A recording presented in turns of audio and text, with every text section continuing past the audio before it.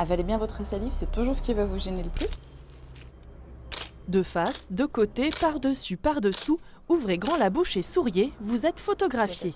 Contrairement aux apparences, nous ne sommes pas dans un studio d'artistes, mais à l'hôpital, dans un service de chirurgie maxillofaciale. Et photographier des dents est un sacré défi.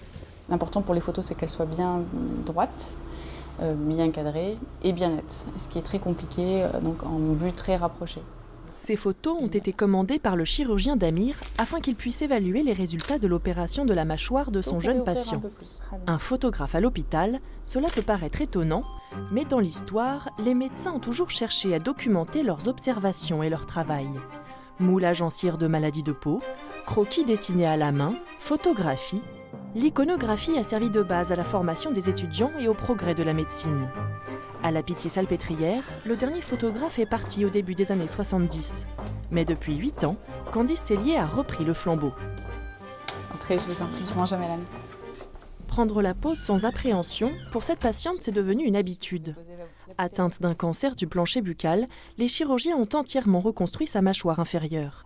C'était en 2012, et depuis cette date, les photographies sont le témoin des changements de son visage au fur et à mesure des traitements. Revenez face à moi, madame. Et je vais vous laisser faire un grand sourire. Le contact humain me plaît beaucoup à l'hôpital. J'ai vraiment l'impression d'apporter quelque chose à la fois aux patients et aux chirurgiens. C'est les précédentes qui dataient du juin 2016. Et là, ce sont celles d'aujourd'hui. Voilà. Cette année, hein, je trouve que c'est un peu déprimant. Mais c'est vrai que je ne me vois pas comme ça. Je passe. Je ne sais pas si on peut accepter, hein. Je ne sais pas. On peut tolérer, je pense. On apprend à être amis avec ce... Parce que c'est quand même... Ça fait partie de l'identité, quand même. Bon, le sourire, ça va. Oui, le sourire est vraiment très symétrique. Oui, non, ça va. Le problème de la photo médicale, c'est que ça ne cache rien et on ne modifie évidemment pas les photos, donc c'est vrai que c'est intransigeant. Des photos qui ne cachent rien, c'est tout l'intérêt. Car c'est notamment grâce à elles que les chirurgiens décideront si une nouvelle opération peut être bénéfique. Les photographies sont extrêmement importantes dans notre spécialité pour différentes raisons. On a des photos avant-après en fait qui nous permettent d'évaluer nos résultats. D'autres motifs de photographie sont la vie initiale avant de débuter un traitement entre collègues et puis la diffusion des images pour un motif pédagogique, pour les congrès, les cours, les publications. Financée par une association, la photographe est présente 4 jours par semaine.